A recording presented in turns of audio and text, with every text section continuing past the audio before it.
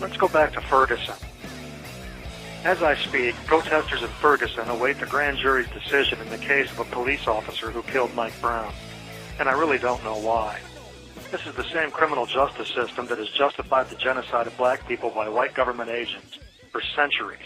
The same system that hired this pig, handed him a loaded gun, and sent him goose-stepping into a predominantly black community in the first place. So now thousands are poised, insisting that this same system somehow validate the life of Mike Brown by prosecuting the very same killer who killed Mike while on the system's own payroll. Why? Why are people appealing to an obviously racist control system for validation? To me, this is an extremely sad scenario. It's like thousands of abused children, traumatized and neglected by a vicious, drunken father. And even after they realize what a brutal monster he is, they still seek his approval and validation. I don't get it. Why does anyone care what a grand jury thinks, or the prosecutor, or a judge?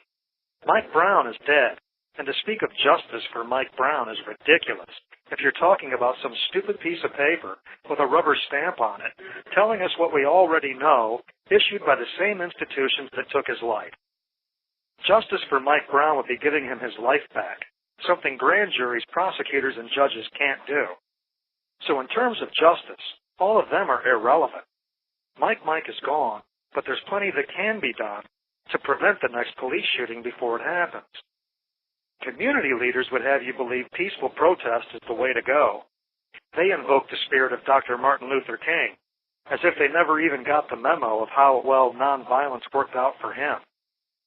These so-called community leaders have used this peaceful protest tool an awful lot. They employed peaceful protests after the shootings of Amado Diallo and after the shooting of Oscar Grant. But that didn't stop the shooting of Trayvon Martin. After peaceful protesting the shooting of Trayvon Martin, police killed Mike. So now community leaders and even Mike's father are urging nonviolence, the very response that led to the death of Mike in the first place, and has led to the police shootings of other black men since. How many have to die before you stop urging the same tired tactics that perpetuate bloodshed and death? It should be a crime to urge a community to nonviolence while guns are pointed at their heads and their children are exterminated one by one. There might be a time and place for nonviolence, but right now, in Ferguson, is not it. Violence is the answer, because nonviolence failed again and again and again. Governor Jay Nixon, a state terrorist, has urged peace and said violence will not be tolerated. What he meant was, violence will not be tolerated unless you're a trigger-happy white cop shooting black people.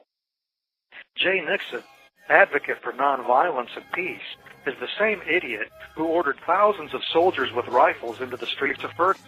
What? Are they going to distribute rainbows and bunny rabbits? I've never seen nonviolence come out of the barrel of an assault rifle. So look, realistically, if we hit the rewind button to the murders of Michael Pipkins or Malise Green, and instead of engaging this nonviolent nonsense, we took out 2 pigs for every black man they assassinated, the genocide would have ceased. Mike Brown would still be alive. Oscar Grant would still be alive. Trayvon Martin would still be alive. If, after the Rodney King verdict, folks in Los Angeles had brought down the county courthouse instead of the poor neighborhoods, if they had, in the words of Rage Against the Machine, rolled down Rodeo with a shotgun, the modern reaction to police violence by the government would be far more wise and enlightened, no doubt.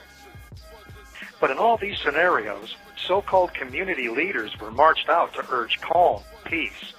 Courthouses are still standing. Cops are still shooting. Black men are still dying. All these missed opportunities. Are we going to miss another one?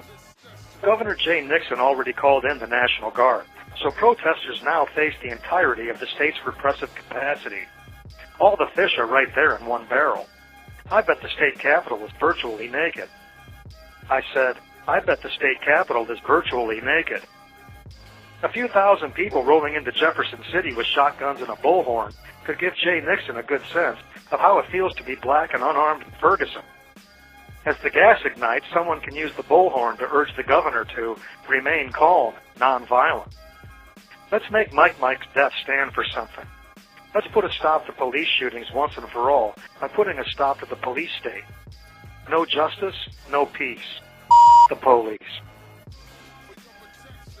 For ESON, this is Ohio Governor-in-Exile-elect Sean Swain from Ohio Supermax facility. If you're listening, you are the resistance.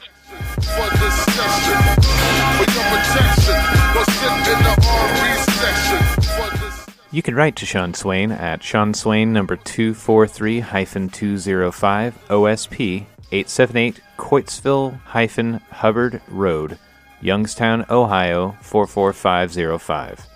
To read some of Sean's writings and learn more about his case, check out seanswain.org.